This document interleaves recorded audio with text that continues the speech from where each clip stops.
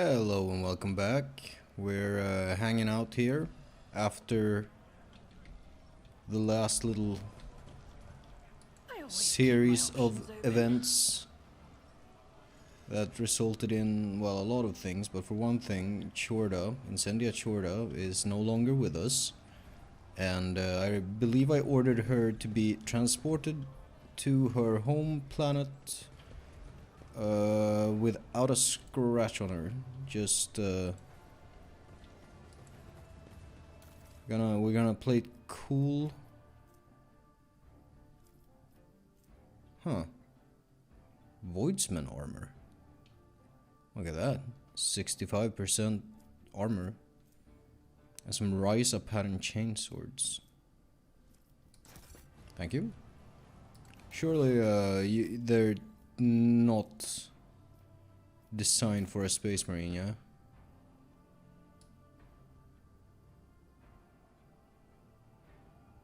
It doesn't seem that way. Do we have a second? Oh, they're the same. And this is the same. This is different though. Not as good as chainsword, I believe.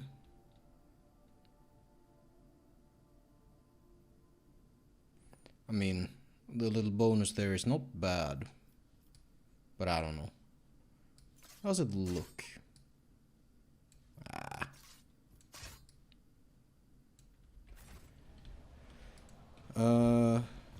Let's see, what were we're going to see the Inquisitor.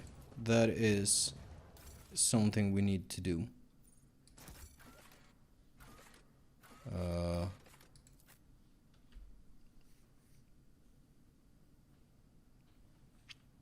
Which, well, we'll see how it goes. I did bring Heinrichs for the specific reason that I wanted him in my party when we confront the Inquisitor. And the time has come. I believe. I think so, at least.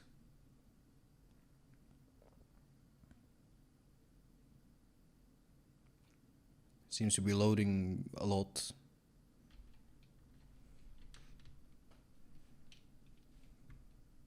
Come on.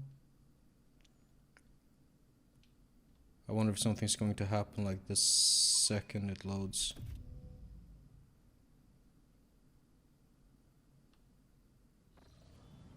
Yep.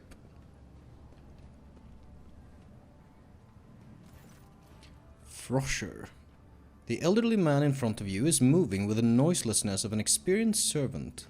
He bows primly and says in a raspy voice. The Lord Inquisitor told me to let you know that it will be his pleasure to see your ladyship at his palace. There are matters of the utmost urgency that he wishes to discuss, and he hopes you will find the time to meet him in the near future. Who are you? My name is Frosher, your ladyship. I have the honor of being the Lord Inquisitor's orderly. The man is unarmed and wearing no Inquisition insignia, but the military sharpness of his upright posture suggests he's a servant who doubles as a bodyguard. I will visit the Lord Inquisitor as soon as I can. I will pass the good news to the Lord Inquisitor. The man bows respectfully again. Is that what took so long to load? Huh. Oh well. All right. Is there money to be I'm just gonna do it like this. I can press this button to follow. F for follow. Can I just say something?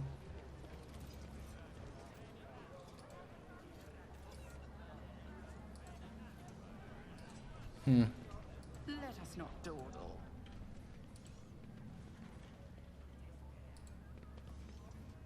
Lord Inquisitor, we'll see you now. I'm gonna quick save before we go in. Just in case, you know. To the Liege's palace. You know, there sure could be a combat encounter in this area. Rise to the Definitely top, looks or like get an left in the dust. area made for combat encounters. Oh shit, look at this angle. Man, you do not look quite as spiffing as your portrait.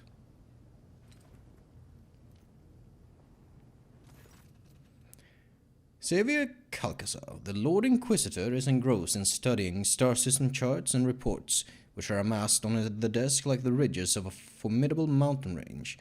There are shadows beneath his eyes, which are ruthlessly dissecting the latest report, and his skin seems stretched taut over the bones of his skull. Is it taut or taut? I'm not sure. Without turning his head to you, Calcasar says wearily, I remembered liking his voice. What did it sound like? He did have a voice actor. Greetings, your ladyship. Your timing is impeccable. I'm gonna go with something like that. And there's the boy.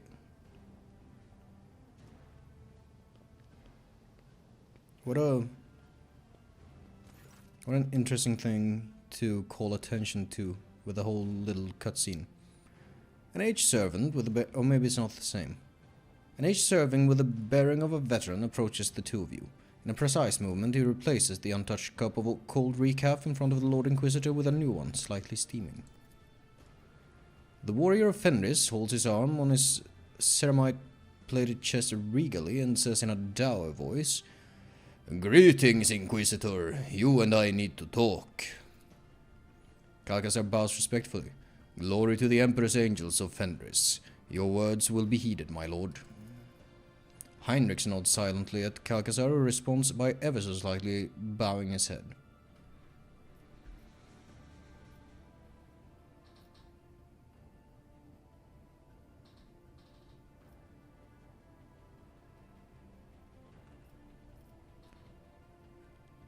I'm told you have business with me. I value your directness. It will save us much time. Yes, there is something you must do. It is time for you to play your part to save the Corona's expanse.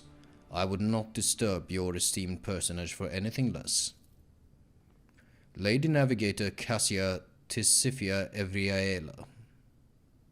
The Lord Inquisitor's lips curve into a thin smile as he catches a glimpse of scarlet eyes. I hear that House Orselio is going through a difficult time. Change is coming. I sincerely hope it is for the better. Your colors, Lord Inquisitor, are as rich as they are multifaceted. I have never encountered anything like it before. Unclouded hues flowing from one to the next. Amazing harmony. Amazing and frightening. Cassia raises her chin and nods demurely.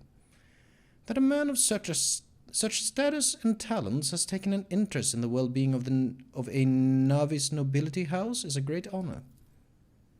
Jai touches the Aquila on her chest and drops her head in an unnecessarily deep bow. O Lord Inquisitor, smiting spear of the Imperium with a gold of faith cutting through the nebulae of the Coronas. Calcasar raises a hand in warning.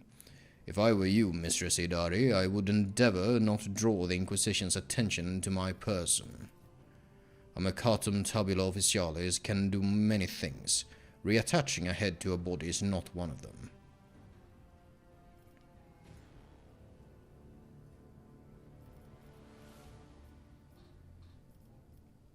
I have a lot of options here. I'm assuming this is the one that triggers moving forward. Does he need to know about Komora?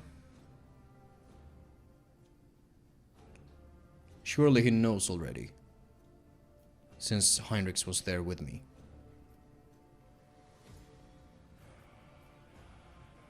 This is interesting. You wish to speak to the Lord Inquisitor, Ulfar? Indeed. You petitioned our aid in fighting Xenos.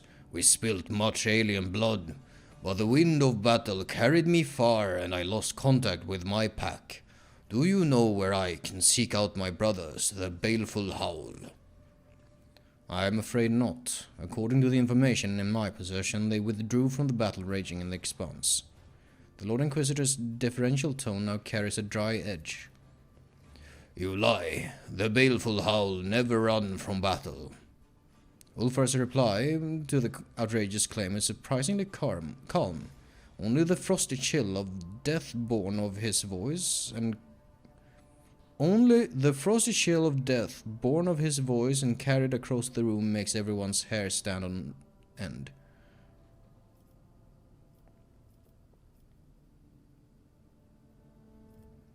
What do you mean by withdrew? Contrary to my request to continue hunting the Xenos, they embarked on an expedition whose objective is unknown to me. There has been no word of them since. Sounds suspicious. This is not how we wolves conduct ourselves. I can tell you no more. As you well know, your pack preferred not to report their plans and intentions to me.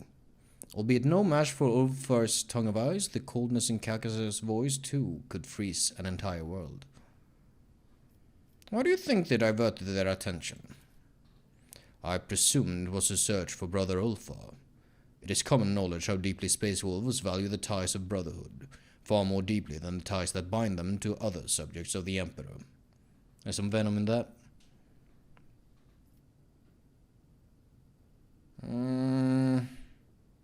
I don't know if it's a great idea to stick my chin out quite so far. Is there any way you can help find them? No, but I believe I know someone who is better informed, and I will name that person as soon as we finally start discussing the matter that prompted me to summon your ladyship.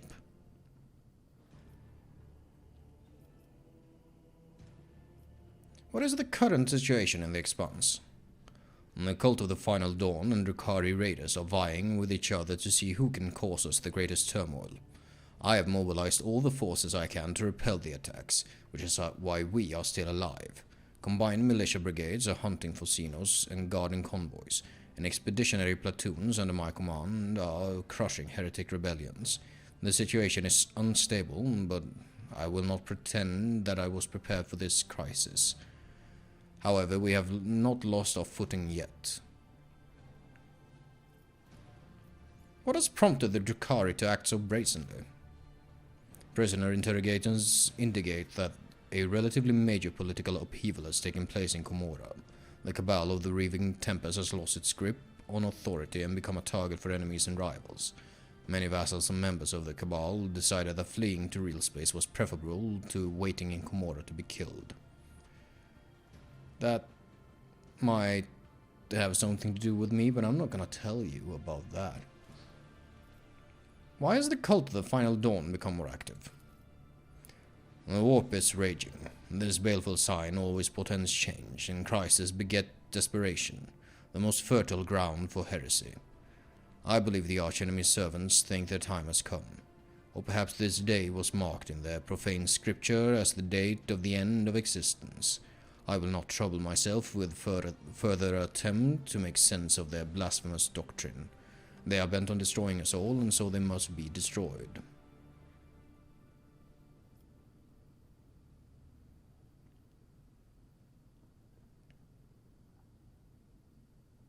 Do I ask this?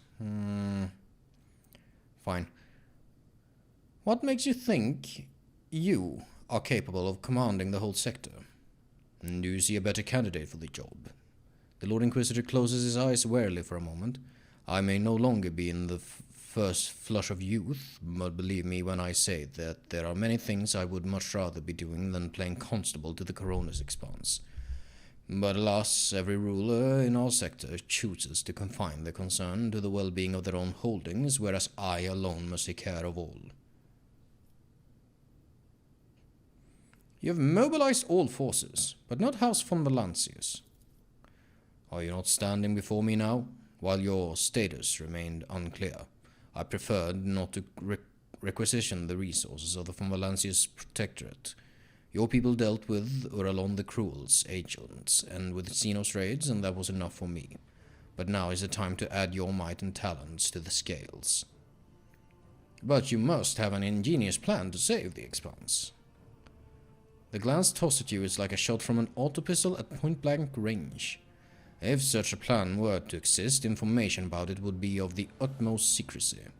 I suggest you focus on the current strategy of putting out each fire as you encounter it. I understand. I see no need to get bogged down in the details. To apprise you of all the information I currently possess would require more time than we have.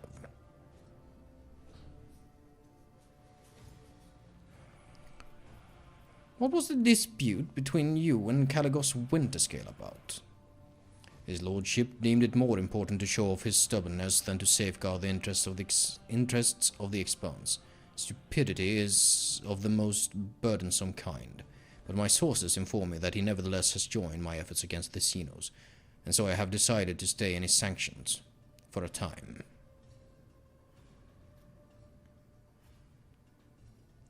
Why do you think he acted that way? His lordship has long displayed a susceptibility to corrupting ideas. His loss of interest in managing his protectorate and his appetite for violence drew my notice some time ago. The only question that remains unanswered is how many agents of the archenemy have infiltrated his entourage. Did you even try to discuss it with him? Or did you immediately set incendia on him? His jaw hardens. Despite the impression I may have created, I am not a schoolmaster obliged to rein in misbehaving rogue traders. Caligos rejected the call to fulfill his duty to the Emperor. What discussion was there to be had? Caligos was under the influence of the ruinous powers, but I put an end to it. How curious. When all this is over, I will certainly call you as a witness at Caligos' trial. Together we will decide how best to handle him while ensuring the safety of the Expanse. Nice. Are you aware of the changes Incendia Corda has wrought on Footfall? Naturally. Her ladyship has done me an invaluable service by taking on the task of instilling order on the station. Though her style of leadership seems unnecessarily brutal to me, on the whole her actions have not exceeded the bounds I set. If you think she is unnecessarily brutal, why have you not intervened? Firstly, I entrusted the task to her ladyship, and she is executing it competently. And secondly, Jane, are you unaware of what I am striving to do here? At present, I am trying to prevent the deaths of billions. Yet you ask me why I am choosing not to save hundreds. I put an end to her dictatorship. He does not appear aggrieved at the news. As I understand, this was a private confrontation between two rogue traders, yes? As such, I hope your house will reach a reconciliation with her ladyship's heir. You have not hindered my plans. Lady Incendia purged Footfall sufficiently that I was not distracted by the need to pacify it. Very well.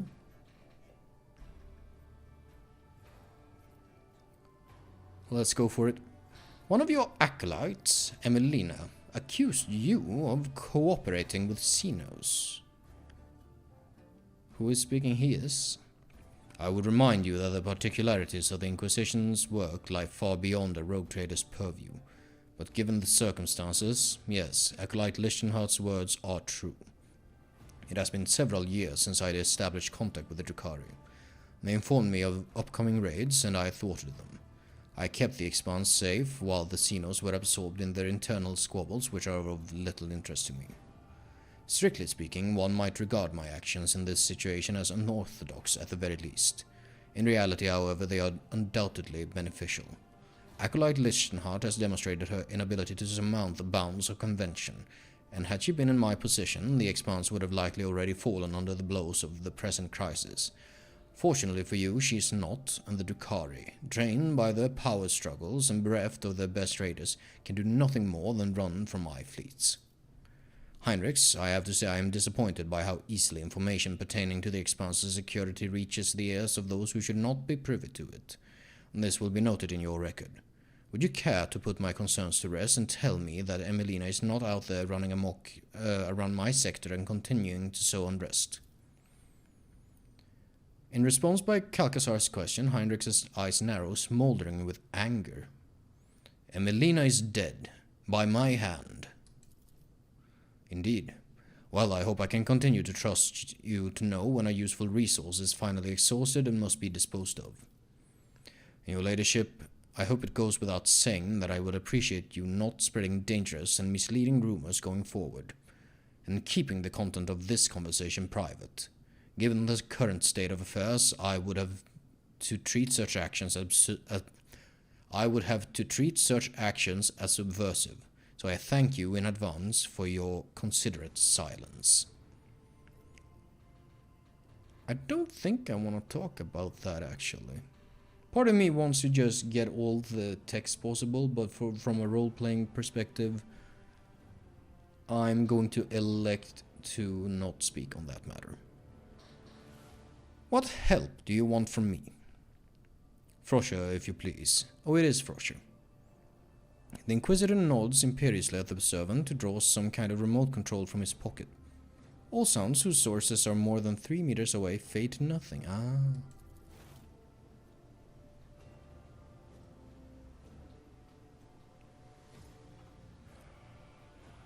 It's like that scene in Dune. Well, it's like in the book, but I'm thinking of the new movie, the part 1 of the new... Is it 1 movie or 2? How do you count that? I don't know. But there is a scene where they put up like a cylinder of light and it blocks sound. It's pretty cool. To my chagrin, the ability to be in 2 places at once does not number among my talents. That is why I wish for you to serve in my stead. I place such trust in very few people, you understand? You will feel what it is to walk in my shoes and attempt to compel a gaggle of quarrelsome blockheads to work together. You will reconquer Euphrates too, for me. The Inquisitor gestures to the servant and the silencing field disperses. Frosher, another recap. This one has gone cold.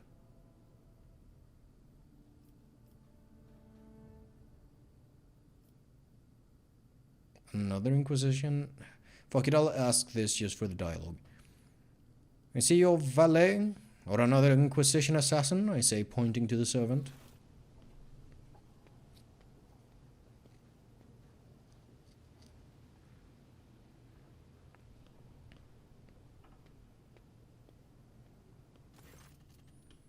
Why can't both be true?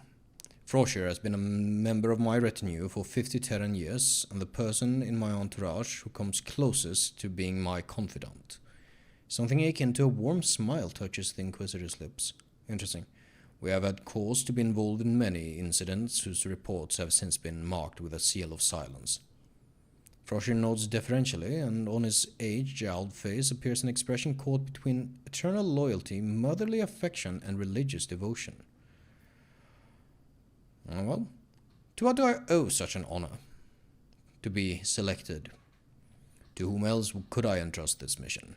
No need to feign ignorance from Valancius. We both know the shortcomings of the other candidates for this position. At present in the Expanse, there are 2 people with a perspective and steady hand required to control this situation, and they are both standing in this room. So if you will dispense with the humble rogue trader act and win this war for me. Damn. Can you tell me more about Euphrates too? And Sacred World to the Adeptus Mechanicus, off limits to lay people. I am one of the few who do not worship the Omnissiah who have set foot on its surface. Is that where they went? The whole thing connected to Nomos and what the fuck is his name again? The tech priest we keep hearing about, who went with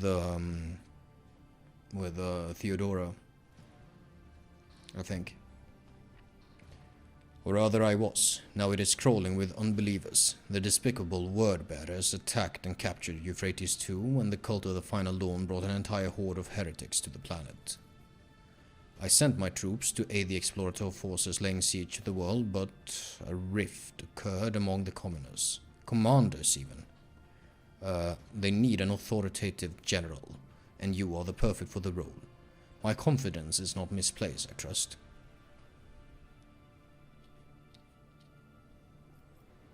What matter first brought you to Euphrates II, out of interest?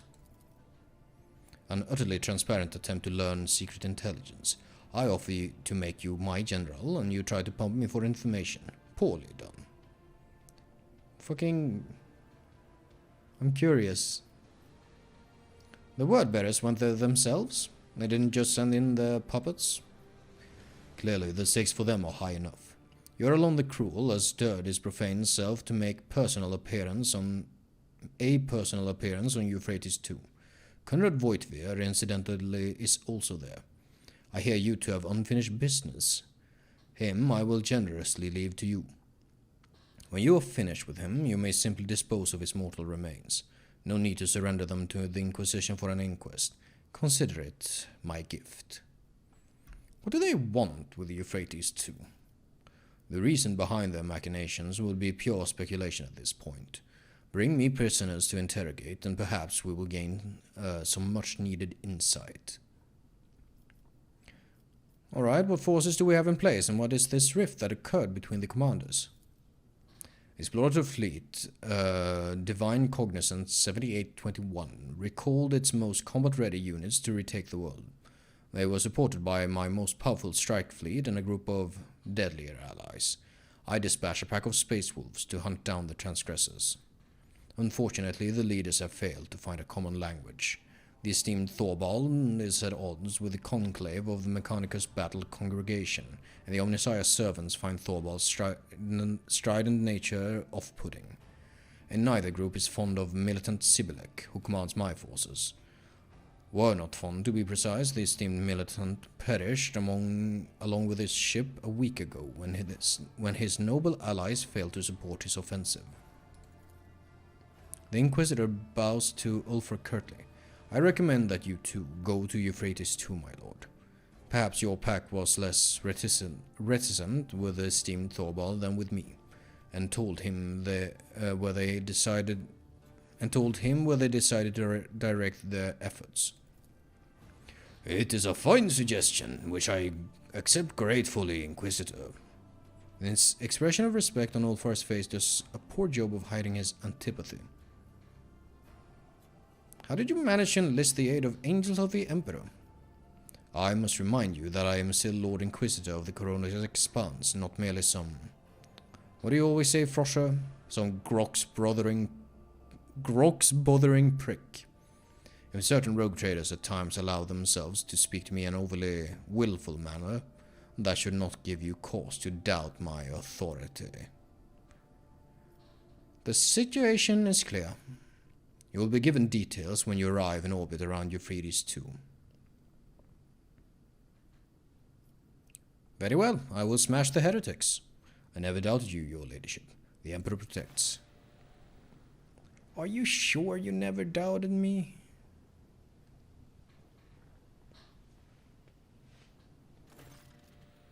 Calcazar nods at the paper that his servant has deferentially delivered, a lot of deferentially this episode, delivered to the table.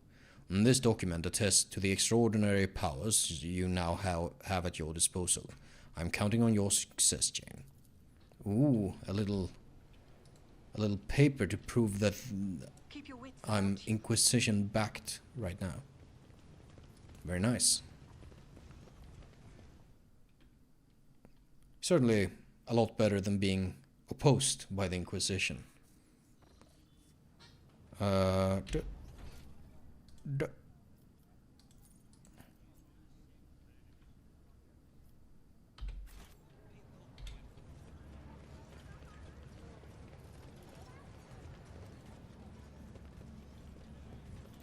And if I remember correctly,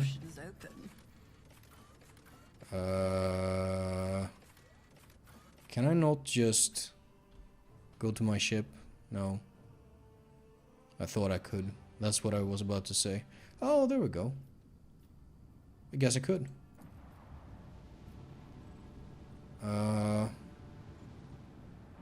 Euphrates 2. Can I just have a quick look here? 9. I need a fair bit more scrap first.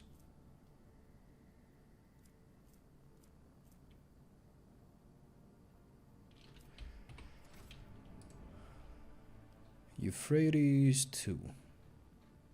I'm not sure if we've been to the relevant system.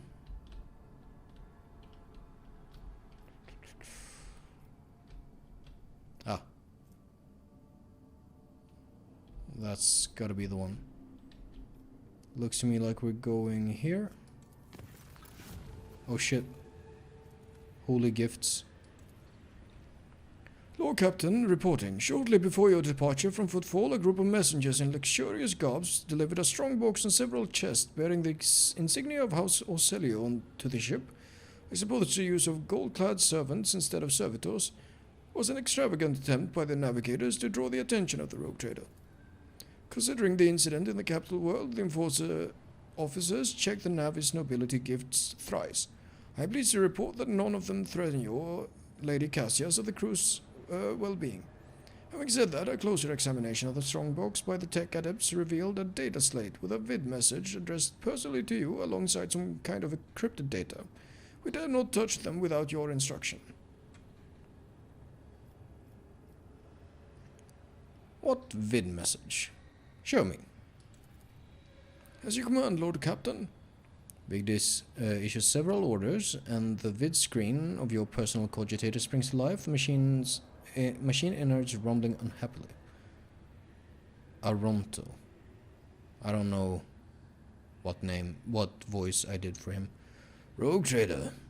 A familiar piercing voice. Rogue trader. A familiar piercing voice comes from the cogitator's Vox system, and you see a bloated face with sagging skin and a gaping hole where the nose should be. We, Great Regent Aronto Orcelio, send greetings and hope this message find you in good health. You spared his life while passing judgment. Right. House Orcelio will soon hold a grand council within the Palace of Atlas, the holy relic that connects all navigators of our house. This meeting will take place not in the physical world, but in the world of thoughts, dreams, and visions. It is the only way to avoid bloodshed and decide the fate of the sacred child at last. Thanks to the Atlas, we feel that the soul of the child is full of dismay, and yet the rogue trader's words bear a lot of weight with the child, so she may soothe its anxiety and lead the child down the right path. The path of accepting its duty before the house and ascending the Novator's throne. I hope you consider my offer, Jane von Valancius, for it is in your power to not only strengthen the bond between our dynasties, but multiply your riches at the same time. The gifts accompanying this message are but an insignificant part of the Great Regent's gratitude. May the God Emperor protect us all. The vid screen shuts down and the Vox Master breaks the silence. I am told the message has been relayed to your cogitator, Lord Captain. I hope the data did not get corrupted during playback or delivery. Decode the encryption hidden in the data slate. Yes, Lord Captain. Vigdis falls silent and the Vox transmission fills with scratchings of a cogita quill and rustling of papers.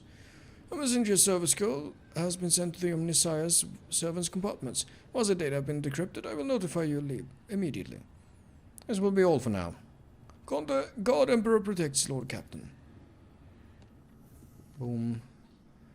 I hope that deciphering that was not a bad idea. But we did not, get some sort of updated quest, right, for Cassia or whatever. That is still not marked as failed. Oh, right, I need to talk to Jai about that thing.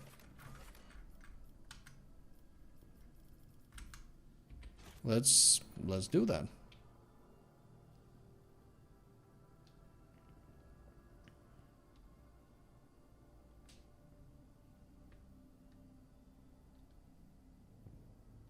Come on.